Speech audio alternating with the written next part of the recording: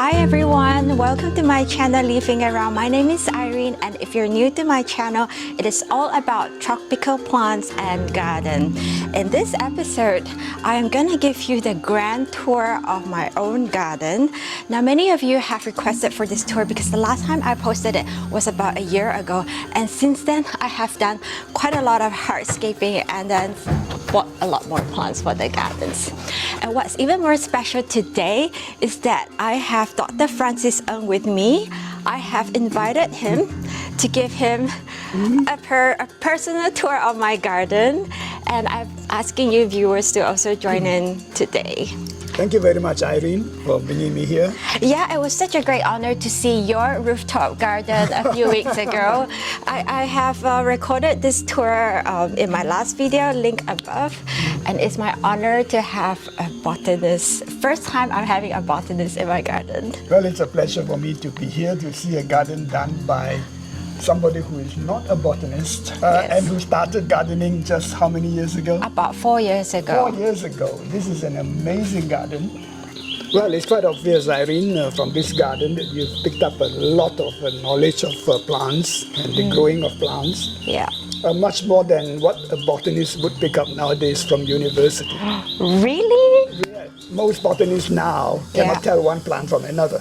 They study physiology and biotechnology and so on, and so they work in laboratories and work with extracts of plants, DNA and so on. They really can't handle a plant, a real plant.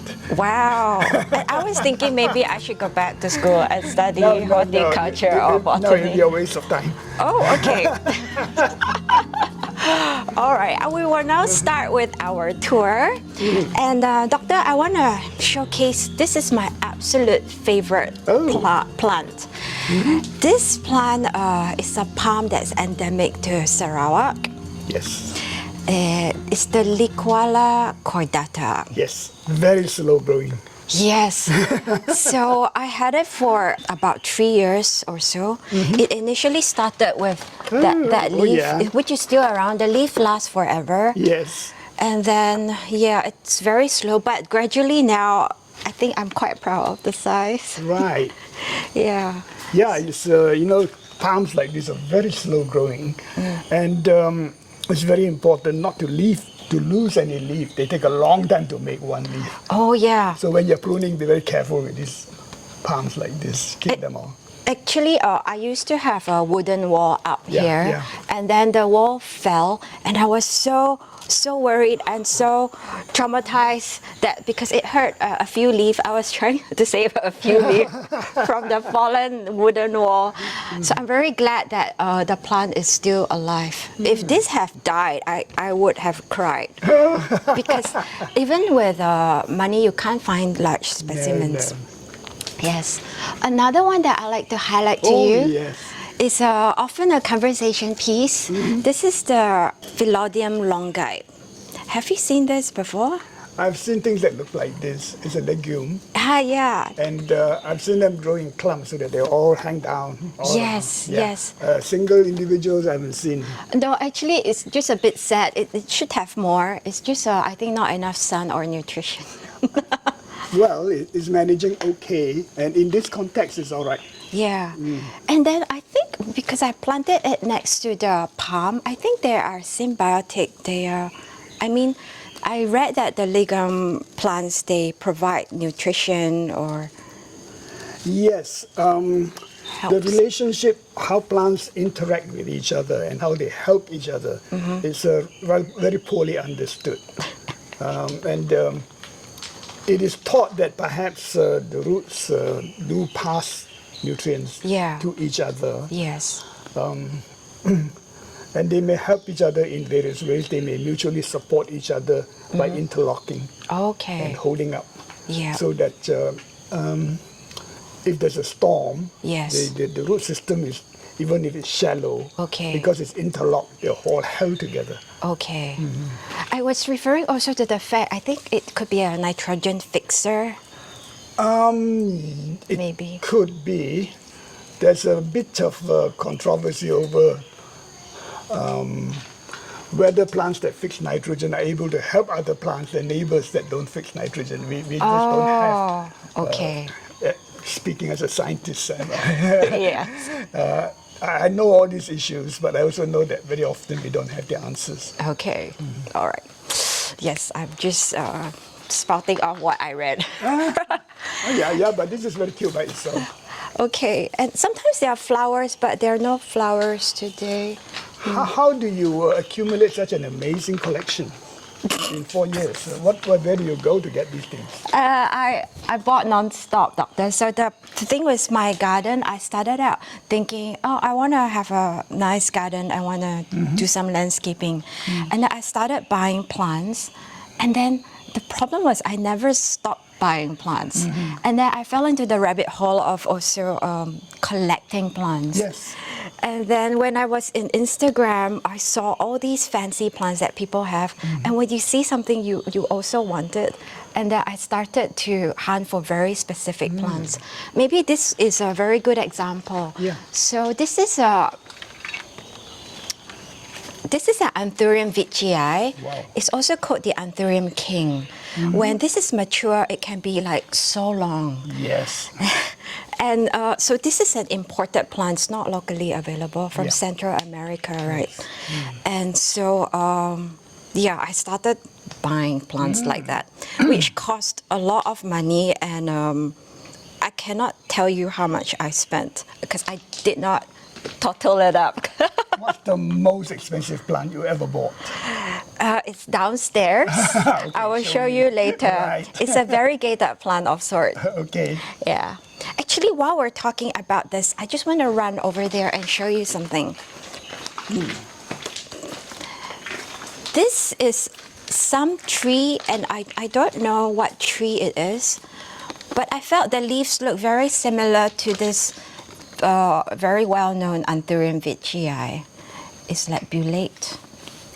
It's a native tree. It's a native tree. So I'm just trying to illustrate this. How do you know it's a native tree? The seller told me that it's a native tree. Yeah. Well, it's nothing to do with that. Yeah, it's nothing to do with that. This is a monocot and this is a dicot. I have to find out what that means. Well, okay, that's the very basic division of the plants. Okay. Well, things like anthurium, banana, and heliconias are monocots. Monocot refers to the seedling. Okay. When it germinates, it has only one cotyledon, and dicots have two cotyledons. The next thing I will ask is what are cotyledons? Then you have to know what are cotyledons, but it doesn't matter. You will instinctively know what is a monocot and what's a dicot. Okay. Dicots are things that will grow into trees. Monocots don't grow into trees. The banana is not a tree, it's a fleshy plant. So the stem doesn't produce wood. So that's a monocot. Those are monocots. Okay. So, all right, I'll put this back. I was just and many monocots that we have, the stems are actually creeping along the ground. Oh. And then they put up new plants from there. Okay, so like all philodendrons are like all that. these things that you divide and They propagate, they are okay. monocots. You can't divide up this plant from the base. This is a dicot. Okay, good. I'll just put this here for now. And you've picked up the names of plants very naturally. I think when you want something, then you will learn. This is the problem with the university courses in botany. Okay. That people find all these names baffling because they do not approach it from the point of view of their interest in plants. They study it as if it's a language. Oh, okay. And a lot of it is based on Latin and Greek, and they all get lost. Right. But if you do it from point of view of, hey, what is this plant, then it's different. So you have a different motivation. Yes, because you really appreciate the plant and then you hunt for it.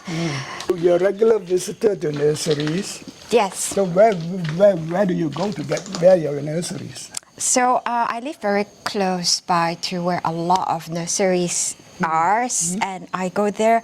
In the last 2 years, all I've been to is nursery. I've only been to the mall just lately started. Yeah. So I stopped going to the mall, stopped shopping for clothes. Nurseries, and then increasingly online, because the specialty plants are available from other collectors and like boutique sellers.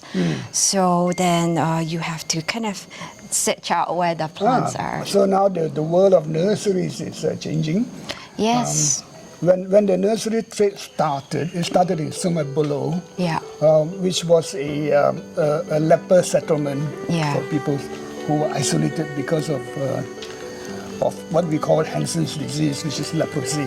Yeah. And they couldn't come out, they couldn't get a job, nobody would accept them. Oh. And so the superintendent at the time got the idea that perhaps they could make a living. They had a small government pension and a small house and a bit of land. So he encouraged them to go into horticulture to sell plants. Oh, that's how And it comes that's out. how it started. And the first horticultural exhibition was actually held in Sumabolo. When was this? This would have been in the 1970s. Oh, okay. And I still remember people going there and wondering whether it was safe to buy plants from them. Yeah. Even today, some people are a little skeptical. Yes, but now of course leprosy is no longer a serious disease. It's, they don't have to be isolated anymore. It's an outpatient treatment. Ah, okay. So But it took that's- such a long time to understand how to treat it. Yeah. So yeah, I bought a lot of plants from So now you Sumabolo. have boutique people who are just doing this Yes. because they love plants. In the old days, they had to do it to make a living. Oh, yeah. They were very, quite desperate. Oh, and doctor, I want to show you this. Yeah. This is a Platycerium kitschakut. It's a hybrid between Ridleyi and Coronarium, both of which are native here, Yes. and I think southern Thailand. And so this one is fairly easygoing. Yeah, I got loaned to mount it for me. Okay. So he mounts it in a very polished way so that the fronds can wrap around it and Yes. be like, look fat and chubby. And this one, what is the name? Alocasia, I think it's mycorrhiza. Mycorrhiza variegata. And people pay a lot more for the variegated version. But I have to say, this is not a real plant. Yeah. This is actually a decoration Yeah. piece. But it's not plastic. Yeah, it's not plastic. Because I had a garden party last weekend, and then I got everyone to dress up in a garden costume. A lady actually sacrificed a lot of leaves, including 2 big ones, to come with this outfit. So yeah, I now decorate it in my garden and pretend I have this plant. How long will that leaf keep like that? I don't know, I never tried it How long- before. when was your party? A week ago. Oh, wow. Yeah. That's good. Yes. That's as good as plastic. Yeah. There is also this philodendron plowmanii. What is interesting about it is this texture. So I love it for this texture. And then the petiole is wavy. Could you see the wavy petiole? Yeah. Yeah, so one of my favorite philodendron. Okay. Okay. And then, oh wait, this one I have to highlight to you because this is a hybrid created by a Malaysian. It's a master, they call him the master of Platycerium here. So it's named after himself, Platycerium ss Fong. And when it's mature, it will have a lot of fingers. Okay. Yeah, this is what is unique about it. He named it after himself. Yeah, actually, I find that for Platycerium, there is no real naming convention. No. There is a naming convention for any plant. Oh, The naming convention is built up for natural plants, not Okay. for hybrids. ah, So garden hybrids, originally, you will put down the original 2 names and put a cross in between them Yeah. to show that it's a hybrid between this and that. Yeah. But now the hybrids have gone into 3rd, 4th, 5th stage. You can't keep track anymore. okay.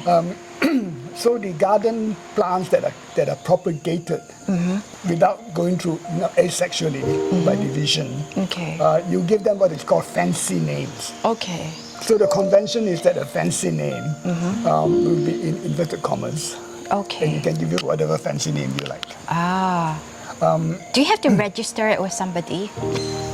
No, except to have a registration body, you need to have somebody set up a registry. They do that for roses. Okay. And they do that for bougainvilleas. Okay. I think the registry for bougainvilleas in India. Okay. And for roses, I think it's in England. And the people who run this thing will charge a fee because they have to maintain the register. Yes. And then you register and you have to give it maybe a picture and a description. Okay.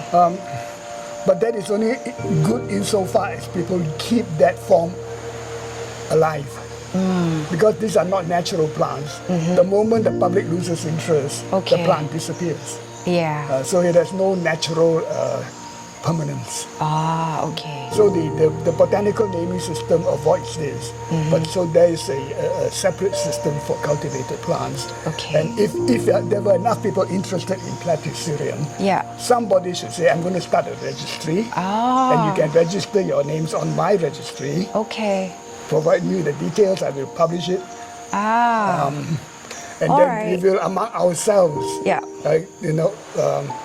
maintain this system. Okay. So you can do it. People do it for apples and for all the important economic plants. Good. they do. Okay, I think there's a gap here. Yeah. Because So if you it's want not. to make yourself the international registry for Platycerium, you have to do that. Now you can do it through the internet. Yes. And people will pay you a small fee so that they get registered. And if everybody follows the system, all naming systems in the end depend upon the people who follow it to keep it going. Yeah. Okay. All right. Good idea. Because some names are really weird. Like I learned the Platycerium. There's one called Oh My God. So it's Platycerium Oh My God. Yeah, you can do it for fancy names. This is the alocasia mellow. Do you know about this alocasia? No, I'm not a specialist on alocasia. So this is also from Borneo. So it's from Borneo, I think Sabah or Sarawak. And the unique thing about it is the very fine texture. You could touch it. It feels like a cardboard. Oh my goodness me, Yeah. really stiff. Yes, very, very stiff, very cardboard-like. Where do you buy this from? Secret source. Oh, it's secret sauce. But I have to tell you, this had been tissue cultured also already. So it is available on a mass basis. Yeah. I think There's an active tissue culture lab in Sarawak. the one tissue culture, I don't know where they're from. They're possibly even from China, I think. Maybe. I'm not sure. Yeah. You feel like wanting to pet it. Yeah, this is Heliconia villanera or something. And the remarkable thing is it's furry. Yeah, it's like a pet dog, Yeah. kitten. Very soft hair. Yes. And then now and then it will come out with this one like it's dying, That's but a flower. yeah, it will come out with flowers. Yeah, this is a flower. Oh, okay. And then it will fall off very Yes, quickly. that will fall off. And then it will come out again. At the end. Or there'll be some more. Yeah, there's like a few. Each of these is actually a series of buds inside. So they will flower one after another until it's exhausted. Oh, okay. Does Heliconia only propagate by the rhizome or Of course, in nature, they will propagate by seeds. by seeds? Yes, and they are pollinated by hummingbirds, which we don't have here. in I South have America. sunbirds. The sunbirds love The this. sunbirds don't seem to be able to pollinate. Oh. Yeah, this one is Yeah, popping there's a out. young bud coming up. Yeah. Okay. So at first, I nearly cut this because I thought it was a calathea, and I thought it was in the wrong place because taller trees should be at the back. Yeah. But then it started flowering to my surprise. My goodness. Luckily, I didn't And cut you it. bought this here locally? Yes, luckily. I can share with you all my secret sources. And then you remember gloriosum, you have it in your rooftop garden. Yes. I just want to share with you now there's like a lot of different forms. So this one is called the dart form. And then it's also wavy. And then when they first pop up, they have a pink back. Okay. Yeah. Oh, yeah. And then this is the normal green form. And then this is quite new in the market. It's SP Columbia, Mame. They all look kind of similar, but a little bit different. What else have I got? This one. This is also a gloriosum. I think they call it the white vein. With each different type, they gave it a fancy name. And then this one is also a dart form, but this is flat, while that's wavy. So, yeah, I like the glorism, so I got all types of forms. This is very interesting. I'm beginning to think that it's what is called a Barringtonia. Barringtonia. Yeah, but I'll have to check it out. The seller told me it could be like a fig tree or something that has it's not a fruits. No. No, it will have fruits. Barringtonia will have fruits, but it will go into a pretty big tree. Okay. Right. So You know, this is a very good character for recognition. You see this vein that runs along the margin? yeah? It's called an intramarginal vein. Oh. And that is a characteristic of certain groups of plants. Once you know Okay. that, it gives you a clue where you are. Oh, I'm so glad you're here because this plant has been a mystery to me. Yeah, but it's interesting that that they're using the seedling to sell as an ornamental plant.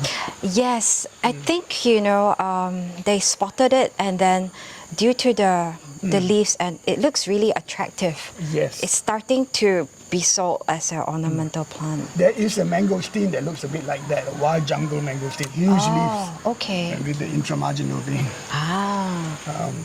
I would like to get that into cultivation. Okay. And then, I show you this one's been also yes. popular. Burley Max, except it's variegated. Okay. So Right. it's been quite popular, a very easy prolific grower. So the people who wants to keep it variegated, they just keep cutting the green Yes, part. I have to. Yeah. Hey, I have something else here, like a tauge or something. No, it's It's a seed of some sort. okay, you just asked me what is a cotyledon. These are cotyledons. There should be two of them. This is a dicotyledon.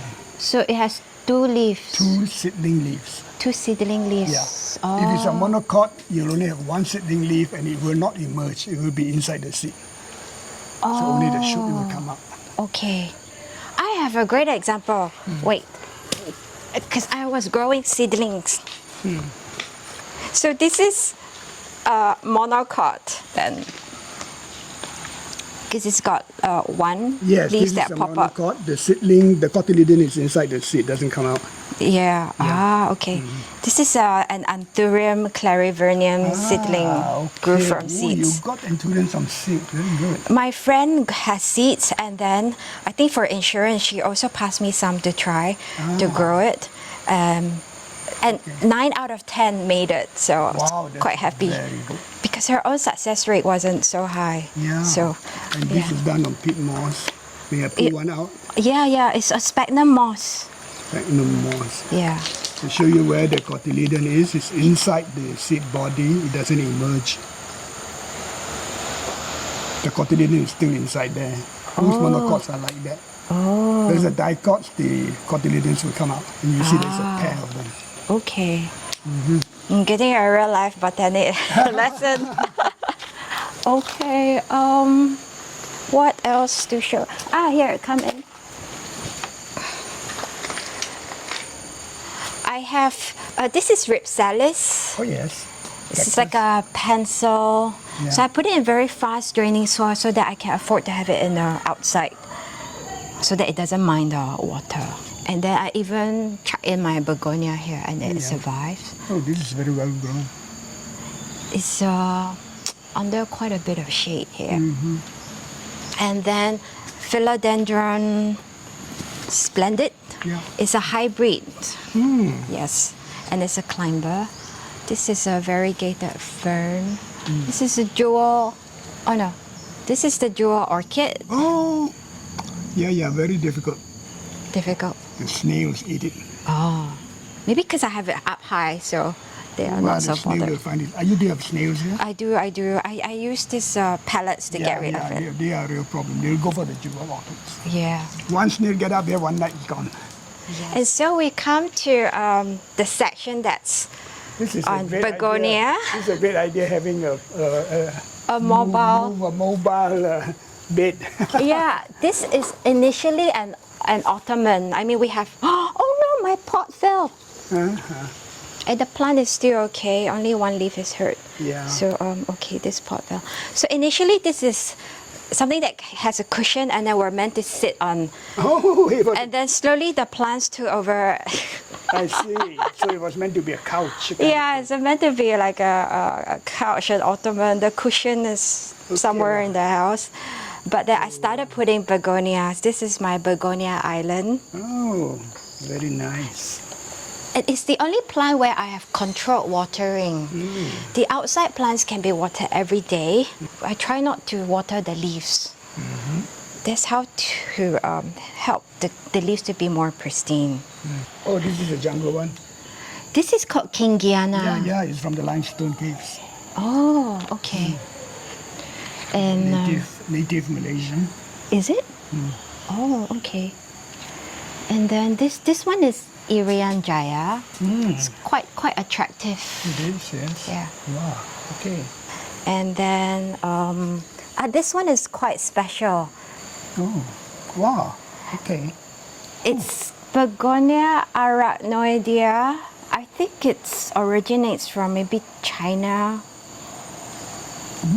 Yeah, I see the net, like a spider's web Yeah. pattern. Yes. So it's been quite Yeah. slow for me though. This one I recently learned is called Begonia anaki.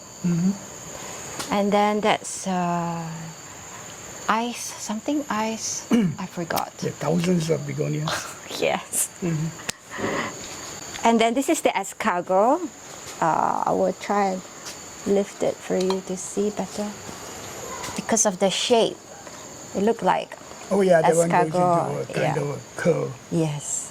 Yes. I find this quite difficult to grow. Yeah, it has nearly died on me and then it resurrected. I use a vermicast to fertilize my begonias. Yeah, so I need to be quite gentle. They can't handle anything too strong. This begonia candy stripe. I don't think I see this in your garden. No. Yeah. My begonias are very old types. These are all many of these are quite new. Oh, okay. This is quite sun-loving, easygoing. Begonia Iron Cross. This is my first love, my begonia. Yeah. So I had it for 3 years now, these ones. And they are easy to propagate. Yes, and it's an interesting history because it was described from cultivated plants before they found the wild plant in China. Oh, wow. Okay. So it's originally from China. Yeah. I thought it's a hybrid. No, it's an original plant from China. Oh. But they didn't know the origin until they found the wild habitat. Oh. It somehow got into cultivation by accident. Oh. Then I think they developed hybrids for it. Another hybrid is here. Oh yes, this is the one with the dark margin. Yeah, the dark margin. They call it, I think, the begonia masoniana lonely rock. Then there's all kinds of names. Then this one is That's quite good. jungle, I think, masoniana Wow. jungle. It's very furry. I don't know what's the term for it. It's very Yeah, there are a lot of words for texture in leaves. maybe I can move on over there. We haven't. Yes, I was really attracted to this huge heliconia. Oh, this is the Heliconia longiloba, Longiloba, huh? I think. It's great for Chinese New Year decor. It look like fireworks. That's right. Yeah. But it took a long time for it to flower though. I had it for more than 2 years before it started flowering. Yes. And I prefer this to the normal rostrata. The rostrata is here. Yeah.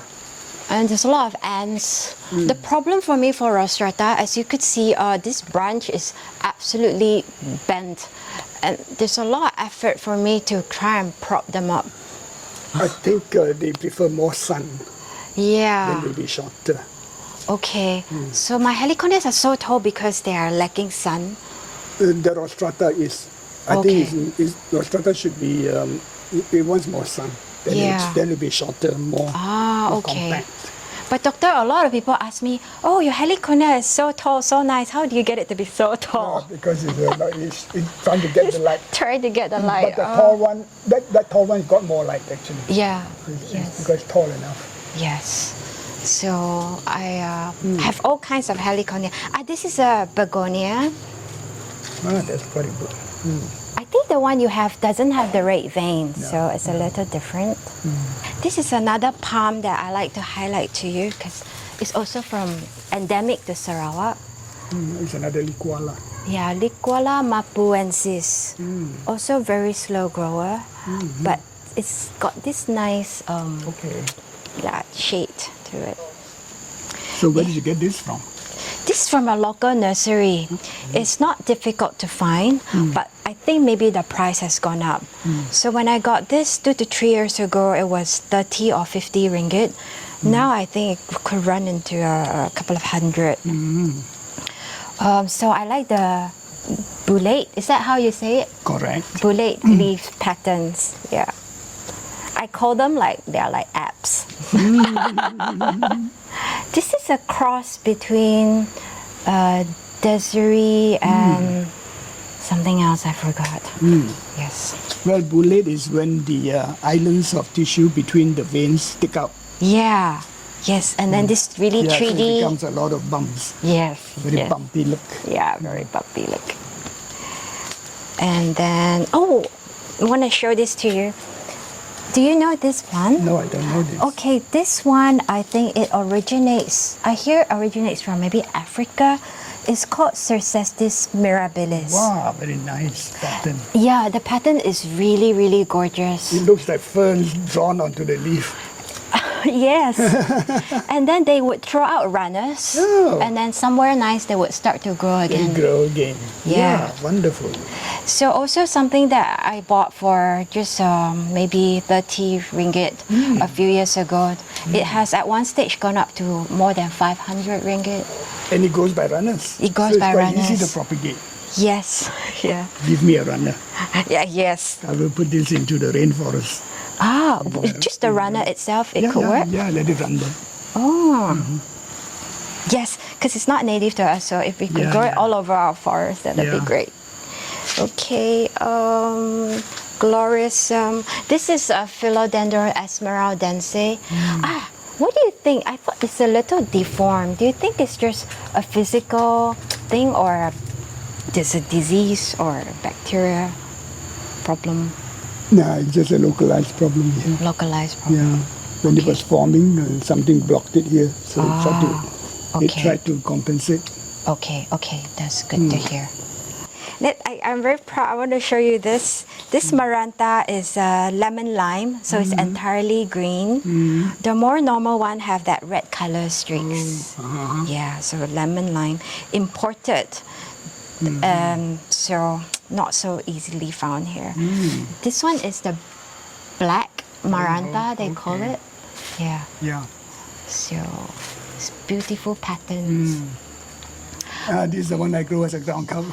Yeah. Begonia Manaus, I think. This one, okay, it's quite special. Begonia natuensis.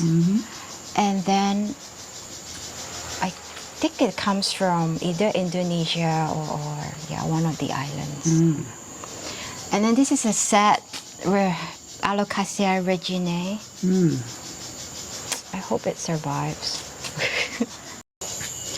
And then this is the easier plants. I threw here some cordyline, dieffenbachia, more as just fillers for the garden. Yes. Oh, I do like this dieffenbachia very much because of the pattern.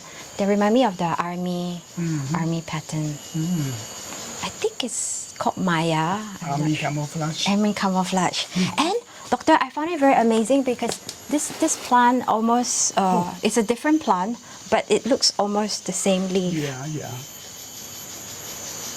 There you are. It's camouflage so that you can't find it. Yes.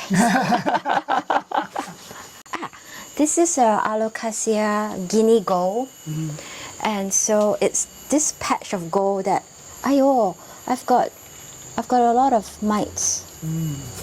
I think these are aphids or something. Wait, I'll just wash it.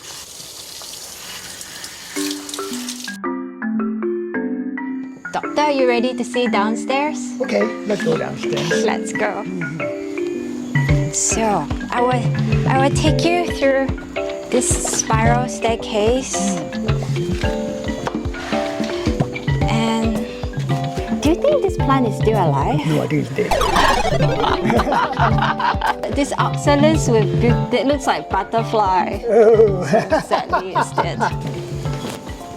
So this spiral staircase is something I put in about... you put in yourself? Yeah, about a year, slightly more than a year ago.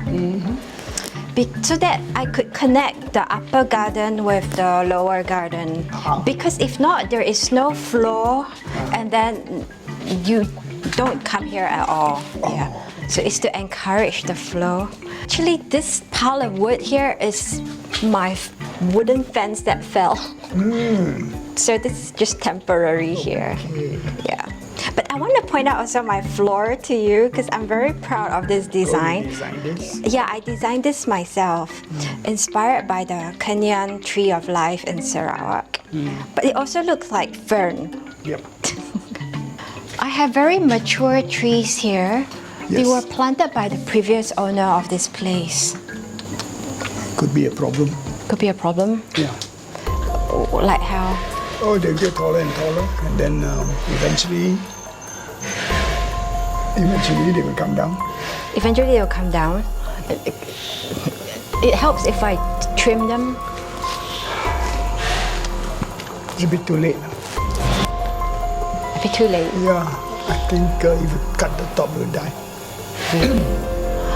I really appreciate this because I thought it made my garden feel like a forest. It's okay lah.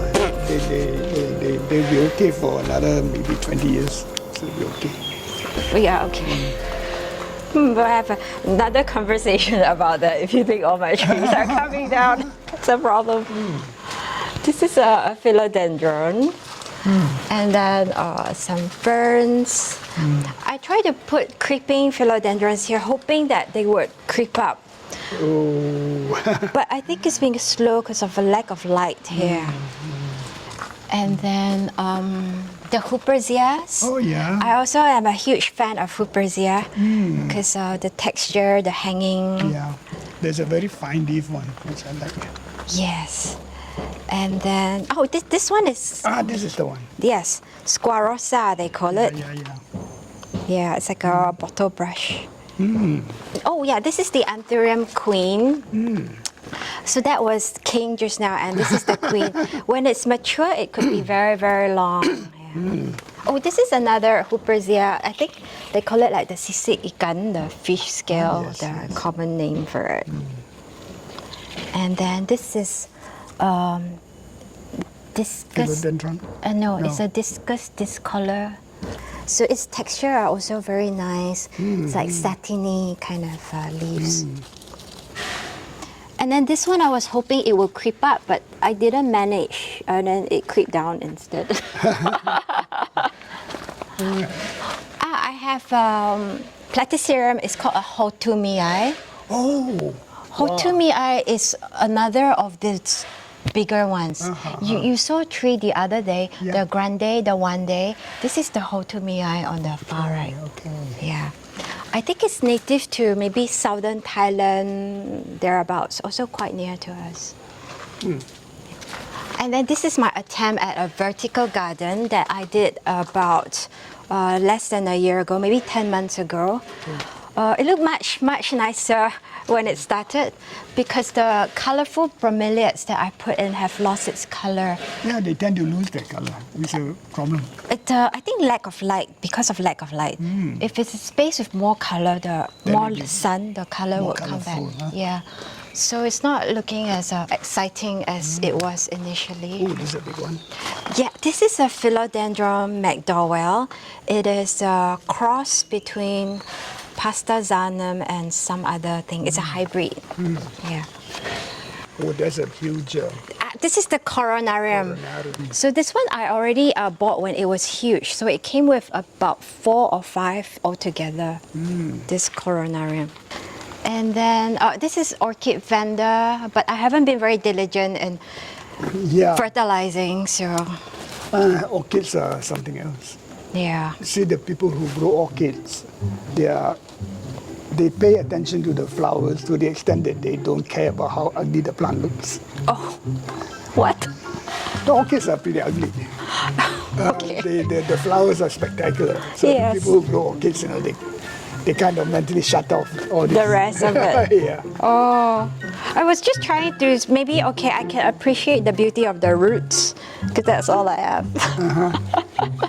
Yeah, I haven't really taken very good care of The that. structure of the plant is not attractive at all. Yeah. So my friend who asked me whether I'd be interested in having orchids around the farm said, no. No. Because the flowers are attractive, but the plant itself is, Yeah. And it's a lot of work to make it bloom. yeah, and you can't get it bloom all the time. Yeah. This one here is the philodendron. How could I forget? I don't know. I will put the name in the link later. You asked me just now about my most expensive plant. Yes. So it is this one. No kidding. Really? So yeah, it doesn't look like much to you. It's a classic example of when a plant is trending, Yeah. and then it's on Instagram, and then because everybody say how wonderful it is, therefore everybody thought it's wonderful, Right. and then forked out a large sum of money for it, and because also supply was short, and everybody wanted it, and that's how it became an expensive plant. And it's a secret how much you pay for it. Yeah. The good thing was, despite being the most expensive, after I told my friend, they tell me, Irene, it's a good deal. Congratulations. Okay. So we are like very encouraging towards Yeah. one another. Yeah. That's because it's rare. You could debate whether it's rare or not because it's actually maybe not rare. It's just a lot of demand suddenly, so it outstripped the supply. Yeah. So this is the Monstera borsigiana aurea. The variegation is yellow. Yes. The more common one is white. Right. So that was trending maybe a couple of years ago. Now everyone has it. Then this is something new that everybody lasts after. And maybe I want to highlight to you, usually it's on a moss pole, but I have used this burnt charcoal pole. Oh, okay. I told you earlier there was a burn site, Yeah, so yeah. I collected this wood from the roadside. And I use this because I feel it would be more lasting. And also aesthetically, I like the black color. Yeah. That I started sticking all kinds of ferns and things to it. All right. Kind of like flower arrangement almost. Ikebana. Yeah. Oh, this is my statue. So I haven't got a lot. So this is the only one I have. And she's a topless lady that's covered by plants. She needs a scrub. She is a scrub. And then I've also made this kind of like a cocodema, just wrapped around moss and sphagnum moss, so I could just hang them. Yeah. What else? Oh, dieffenbachia. This one adds a nice pop of color because it's quite dark. Yes, that's right. So dieffenbachia Mary, and also very easy going. Yeah. Yes. What else? I'm just wondering about your big trees. You're worried about my trees? Yeah. Oh, do you know if this could be a rainbow eucalyptus or something else? This tree has been a mystery. Okay. Okay.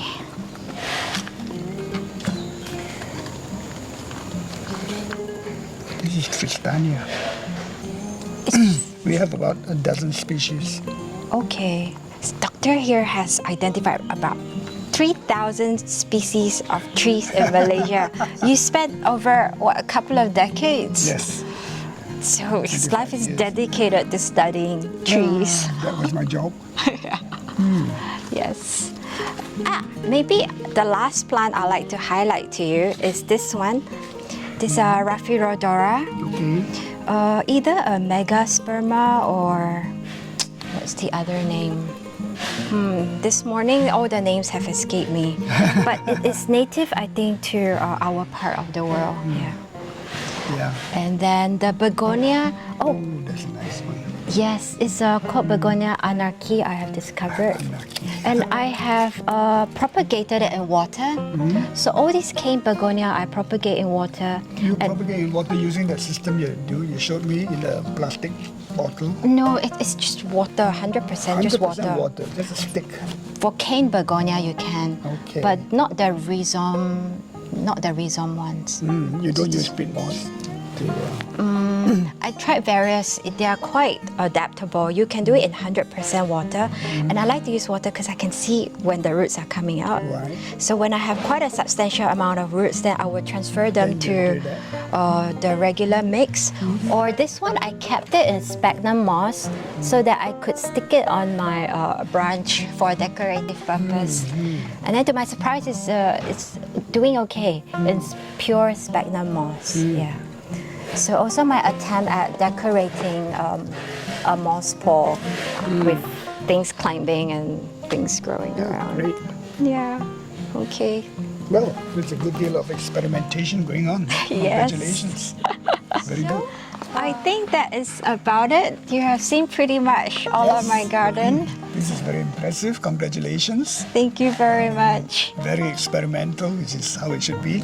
Yeah, many plants murdered along the way. But saved Yes, along yes. the way.